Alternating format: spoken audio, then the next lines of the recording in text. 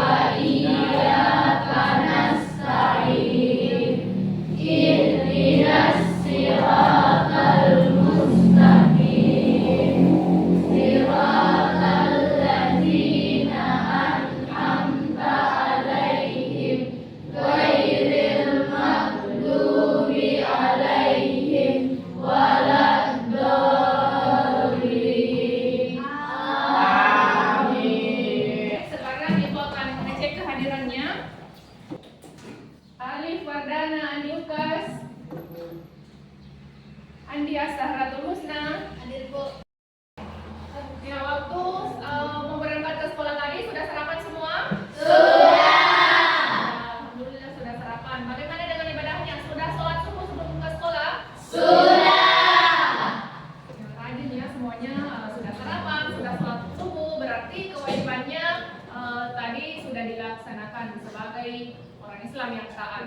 Kemudian setelah sarapan berarti kita semua sudah punya energi. Semangat untuk belajar? Semangat. Semangat untuk belajar?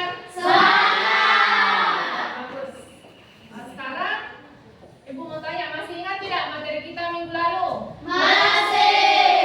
Masih. Siapa yang masih ingat? Yang bisa sebutkan? Ibu.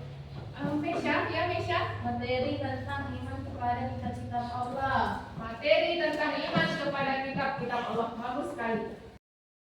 Masih ingat ada berapa rukun iman? Masih. Ada berapa? 6. Ada 6. Nah, coba kita sebutkan. Yang pertama iman kepada Allah. Yang kedua iman kepada Malaikat. Yang ketiga iman kepada Kitab. Yang keempat iman kepada Rasul. kelima iman kepada Hari terakhir. hari akhir. Yang keenam iman kepada Qadar.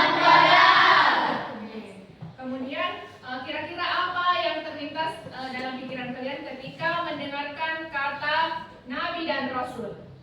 Saya, Bu. Rizka, silakan. Nabi adalah orang yang menerima wahyu dari Allah. Nabi adalah orang yang menerima wahyu dari Allah. Kemudian ada yang tahu tidak? Kira-kira apa perbedaan Nabi dan Rasul? Ya, Alif. Nabi menerima wahyu untuk dirinya sendiri, sedangkan Rasul menerima wahyu untuk umatnya. Menurut Alif, Nabi itu menerima wahyu untuk dirinya sendiri, sedangkan kalau Rasul menerima wahyu untuk disampaikan kepada umatnya. Bagus.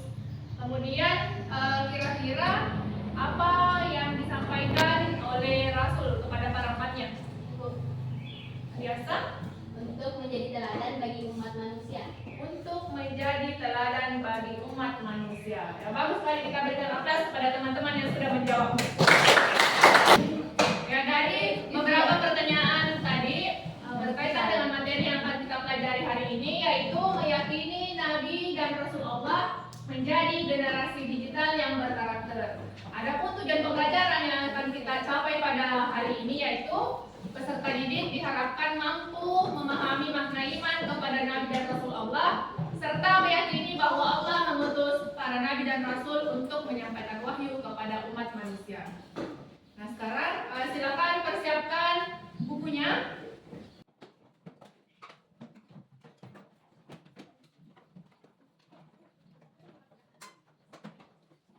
Bagaimana bukunya? Sudah siap? Sudah?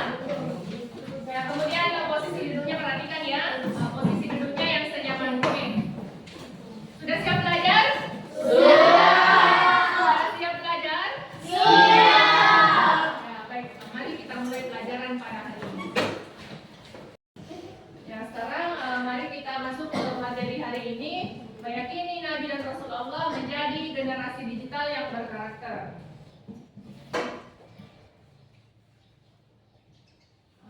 Ini tujuan pembelajarannya, peserta didik dapat menjelaskan makna iman kepada Nabi dan Rasul. Nah, bisa kita lihat bersama di slide yang sudah Ibu tampilkan. Pengertian iman kepada Nabi dan Rasul Allah.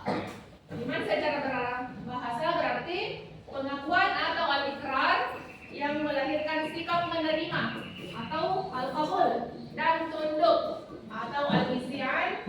Sedangkan secara istilah, iman berarti membenarkan dengan hati, mengikrarkan dengan lisan, dan membuktikan dengan perbuatan. Adapun pengertian iman kepada Nabi dan Rasul Allah yaitu iman kepada Nabi dan Rasul Allah berarti membenarkan bahwa Allah memiliki Nabi dan Rasul yang sengaja dipilih untuk menyampaikan wahyu kepada umat manusia. Selanjutnya bisa dibaca di slide ya.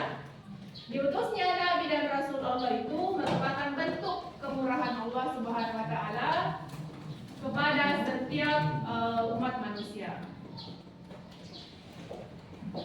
Selanjutnya bisa kita lihat perbedaan Nabi dan Rasul.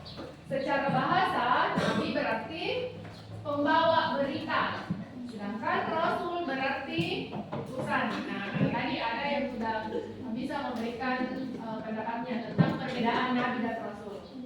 Kemudian secara istilah ada perbedaan pengertian juga antara Nabi dan Rasul, di mana Nabi itu berarti seorang laki-laki yang diberi wahyu oleh Allah Subhanahu wa taala untuk dirinya sendiri. Sedangkan Rasul adalah seorang laki-laki yang diberi wahyu oleh Allah Subhanahu wa taala untuk dirinya sendiri dan disampaikan kepada umat manusia. Nah, ini ada tugas Nabi dan Rasul dijelaskan dalam Quran surah Al-Ahzab ayat 45 dan 46. Wahai Nabi, sesungguhnya kami mengutusmu untuk menjadi saksi, membawa kabar gembira dan memberi peringatan, dan untuk menjadi penyeru kepada Allah dengan izinnya dan sebagai cahaya yang menerangi. Bisa dipahami? Bisa. Nah, sekarang kita lihat secara umum ada 4 tugas para Nabi dan Rasul. Yang pertama, sebagai saksi bagi umatnya. Yang kedua, sebagai pembawa kabar gembira. Yang ketiga, sebagai pemberi peringatan. Dan yang keempat, sebagai juru dakwah. Nah, ini kita lihat lagi mukjizat bagi Nabi dan Rasul. Kita lihat dulu apa pengertiannya mukjizat. Secara bahasa, mukjizat berasal dari kata jasa yang berarti melemahkan. Sedangkan secara istilah itu, mukjizat dapat diartikan sebagai peristiwa luar biasa yang terjadi pada diri seorang rasul sebagai bukti kerasulannya dengan tujuan untuk melemahkan orang yang tidak percaya. Bisa dipahami? Bisa. Kemudian mukjizat itu ada 2 macam. Yang pertama, mukjizat yang bisa dilihat secara indrawi atau bisa dirasakan langsung. Contohnya adalah mukjizat dari Nabi Nuh, di mana Nabi Nuh ini mempunyai kemampuan untuk membuat perahu atau kapal yang sangat besar. Kemudian mukjizatnya Nabi Ibrahim, dia tidak terbakar api. Adapun mukjizat Nabi Musa yaitu tongkatnya bisa berubah menjadi ular. Nah, mukjizat yang kedua itu mukjizat yang bersifat non material. Hanya dapat mukjizat ini bisa dibuktikan sepanjang masa. Contohnya mukjizat Nabi Muhammad yaitu Al-Qur'an. Al-Qur'an itu masih bisa kita baca sampai saat ini dan kita amalkan ajarannya. Bisa dipahami? Bisa. Nah, sekarang mari kita sama-sama menonton video tentang mukjizat para nabi dan rasul. Silakan disimak. Sahabat dan sahabat senada, seperti yang kita ketahui, salah satu dalam beriman adalah beriman kepada Nabi dan Rasul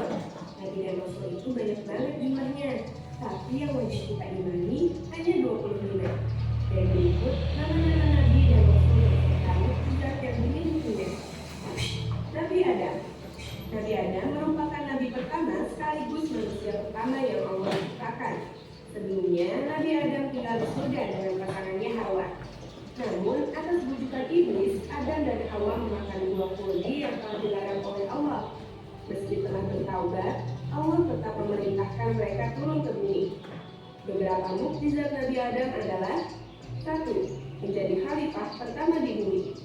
2. Diajarkan oleh Allah segala hal tentang nama benda dan makhluk di bumi. 3. Memiliki umur yang panjang dan bisa memberikan 40 tahun untuk Nabi Daud. 4. Memiliki tinggi 60 hasta atau setara 27 meter. 5. Dikaruniai keturunan kembar berpasang-pasangan. Nabi Idris. Nabi Idris adalah keturunan ke-6 Nabi Adam yang terkenal dengan kecerdasannya. Ya, dari materi yang ada di PowerPoint dan video tadi, bisa kita pahami bahwa Allah itu mengutus para nabi dan rasul untuk memberikan petunjuk kepada umat manusia. Mengapa Allah memberikan petunjuk ini melalui para nabi? Tujuannya yaitu agar manusia ini bisa menjalani kehidupannya sesuai dengan ajaran yang dibawa oleh para nabi dan rasul, tidak melakukan pelanggaran yang bisa menyebabkan manusia ini berbuat dosa.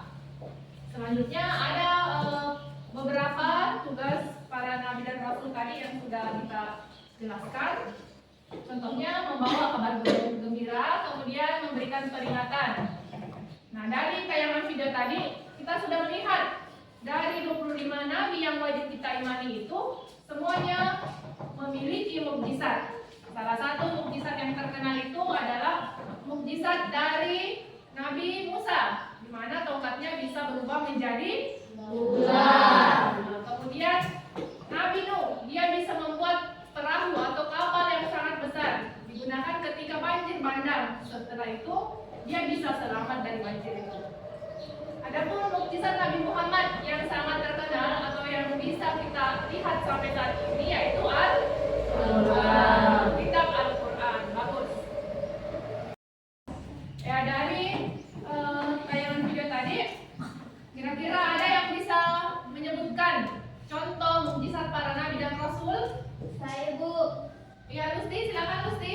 Mukjizat Nabi Nuh yaitu mampu membuat kapal besar yang digunakan ketika banjir bandang. Setelah tadi ada pertanyaan dari salah satu teman, Ibu akan jelaskan kembali materi yang ada di slide atau PowerPoint dan video.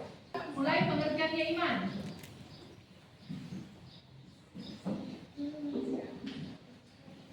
Tadi sudah dijelaskan bahwa iman itu berarti percaya. Kemudian meyakini.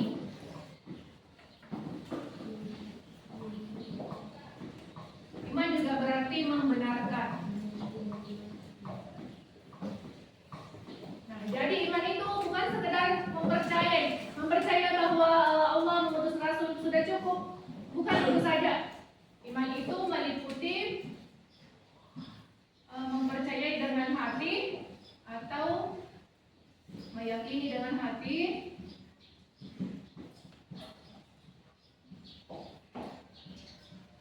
kemudian membenarkan dengan ucapan.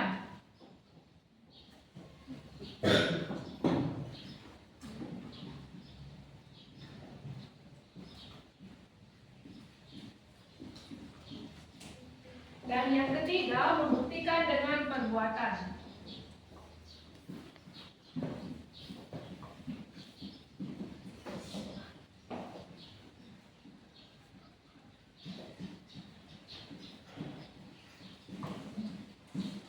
Jadi dari definisi iman ini ada 3 yang harus kita lakukan: meyakini, membenarkan, dan membuktikan dengan perbuatan.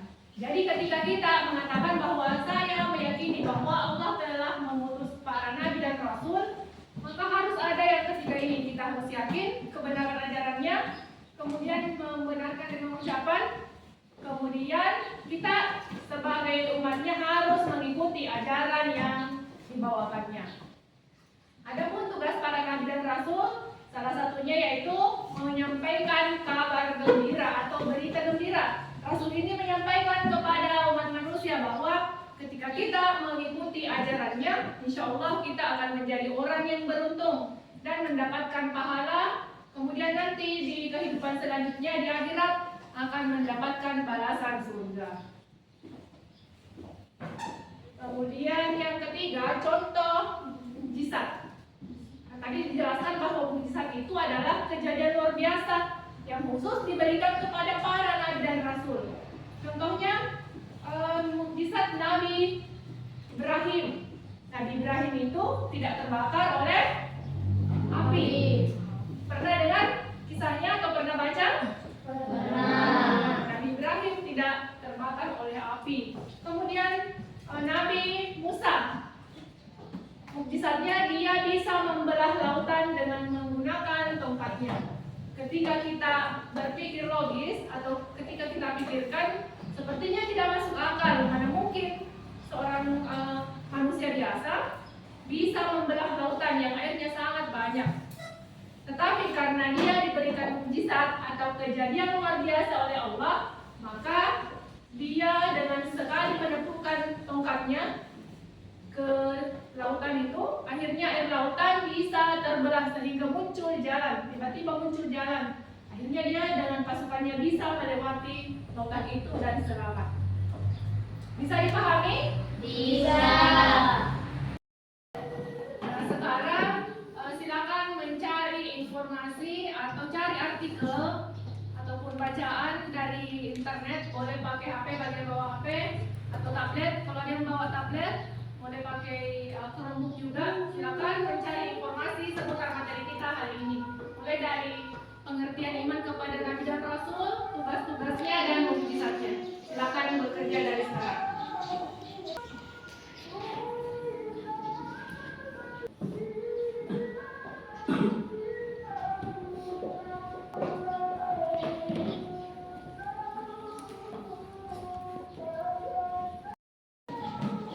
Bagaimana? Sudah selesai mencari materi?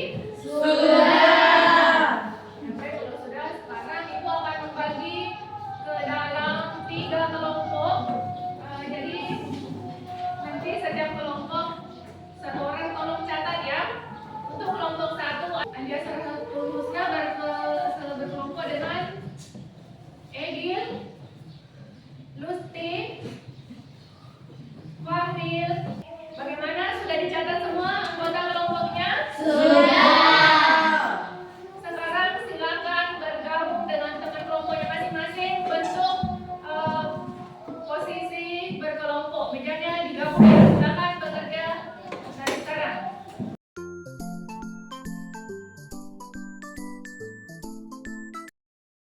Bagaimana? Sudah berkumpul dengan anggota kelompok masing-masing?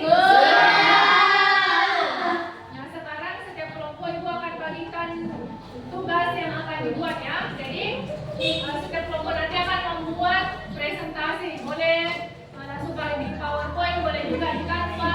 Canva kan bisa juga menjadi PowerPoint ya.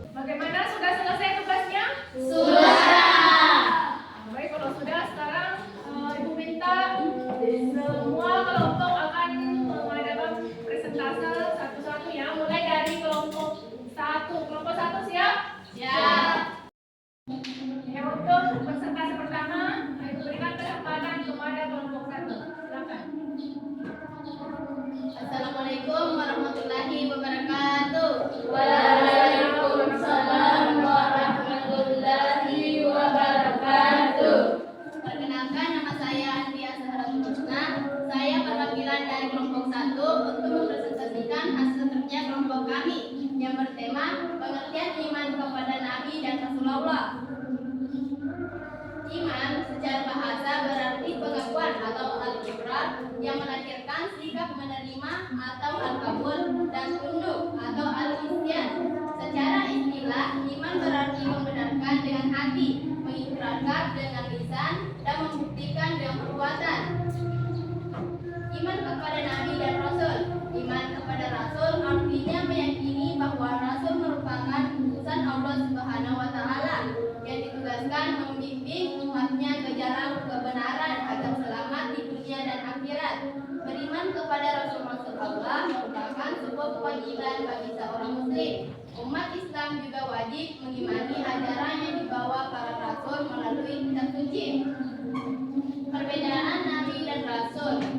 Nabi berarti pembawa berita. 2. Rasul berarti utusan. 3. Nabi adalah seorang laki-laki yang diberi wahyu oleh Allah Subhanahu wa Ta'ala untuk dirinya sendiri. Dan 4. Rasul adalah seorang laki-laki yang diberi wahyu oleh Allah Subhanahu wa Ta'ala untuk dirinya sendiri dan untuk disampaikan kepada umat manusia. Itulah hasil presentasi dari kelompok kami. Saya tutup dengan mengucap wassalamualaikum warahmatullahi wabarakatuh.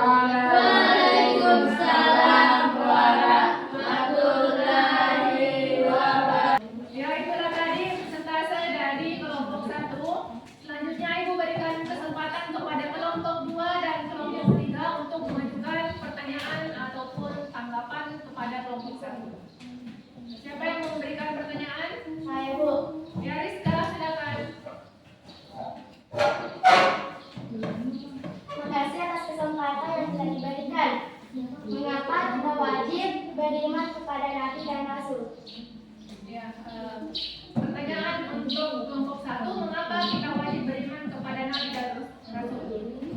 Ya, silakan dijawab. Terima kasih atas kesempatannya. Saya akan menjawab pertanyaan dari kelompok 2. Karena iman kepada Nabi dan Rasul merupakan bagian dari rukun iman, dan kita harus mempercayai bahwa Nabi dan Rasul benar-benar membawa ajaran dari Allah Subhanahu wa Ta'ala.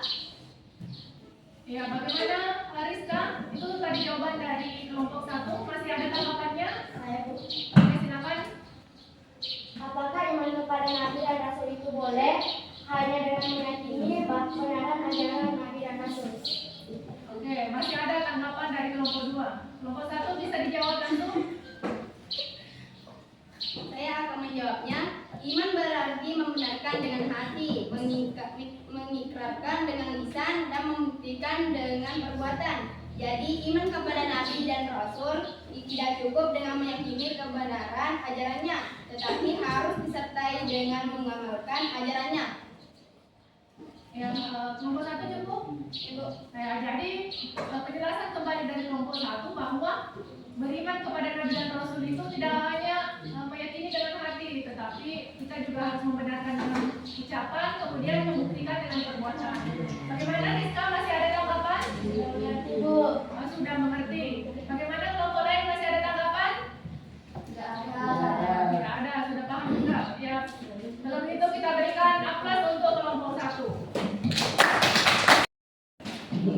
Dari penjelasan kelompok 1 tadi dalam presentasenya bahwa mengimani Nabi dan Rasul itu tidak cukup dengan meyakini dengan sepenuh hati, tetapi kita juga harus membenarkan melalui ucapan dan membuktikan dengan perbuatan.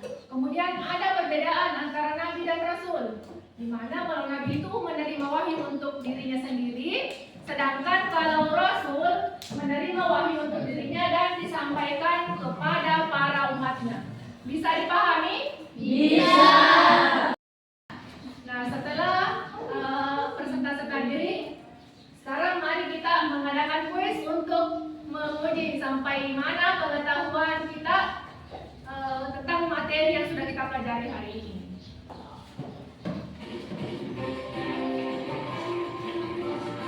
Yang pertama, Alif Wardana Andi Ukas. Silakan maju.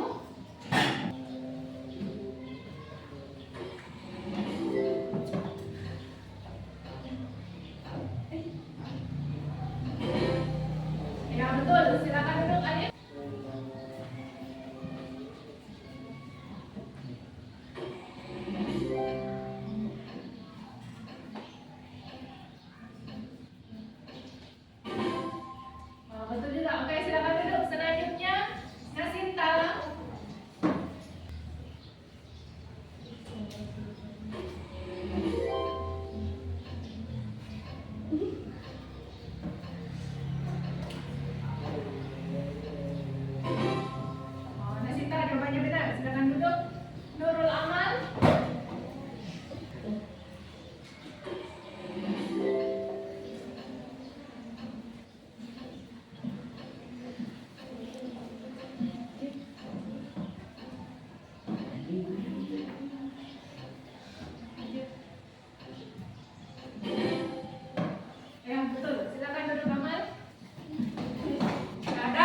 materi yang sudah kita pelajari hari ini, ada yang bisa berikan kesimpulan? Saya Bu. Nada, silakan. Iman kepada Rasul berarti meyakini bahwa Allah telah mengutus para Rasul untuk menyampaikan petunjuk kepada umat manusia. Oke, bagus Nada. Iman kepada Rasul itu berarti meyakini bahwa Allah telah mengutus para Rasul untuk menyampaikan petunjuk kepada umat manusia. Masih ada yang bisa berikan kesimpulan? Ayo Bu, Ya, Fahri, silakan. contoh mukjizat Nabi yaitu tongkat Nabi Musa yang berubah menjadi ular. Contoh mukjizat Nabi yaitu tongkat Nabi Musa. Tongkat Nabi Musa ini bisa berubah menjadi ular. Ya, jadi betul ya apa yang disampaikan oleh teman-teman kalian bahwa meyakini Nabi dan Rasul itu bahwa mereka diutus oleh Allah untuk menyampaikan petunjuk kepada umat manusia. Adapun contoh mukjizatnya seperti Nabi Musa, dia memiliki tongkat sakti yang bisa berubah menjadi ular. Bagaimana bisa dipahami materi kita? Bisa. Materinya mudah dipahami? Mudah. Nah, alhamdulillah kalau sudah paham. Untuk pertemuan selanjutnya masih kita pelajari tentang iman kepada Nabi dan Rasul, khususnya pada bagian meneladani sifat Nabi dan Rasul. Jadi sampai di sini pertemuan kita. Semoga materi yang kita pelajari pada hari ini bermanfaat. Kita amalkan ajaran Nabi dan Rasul, dan untuk kelas bisa disiapkan Mengakhiri pembelajaran